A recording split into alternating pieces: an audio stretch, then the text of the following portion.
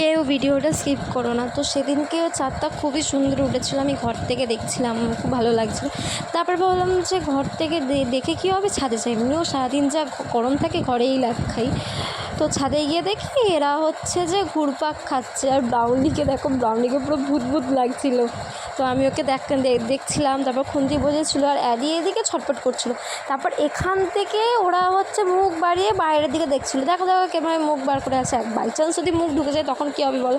তারপর আমি ওকে বললাম যে ওরকম মুখ বার করিস না, এদিকে আয়। তারপর ওদেরকে দেখো এখনও দেখো ওরমভাবে তাকিয়ে আছে, কী দেখছিলো ভগবান জানে।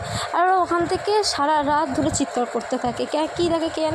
আমি ওকে বলছিলাম যে কেন দেখছিলিস তুই ওখানে, বল ওখানে যদি মুখটা মানে তোর লেগে যেত তখন কী হতো। তারপর ওকে আদর করলাম, আমি একটুখানি অ্যাডিকেও আদর করলাম, কেন ওরও তো প্রচণ্ড দুষ্টুমি করে সারাদিন, প্রচণ্ড।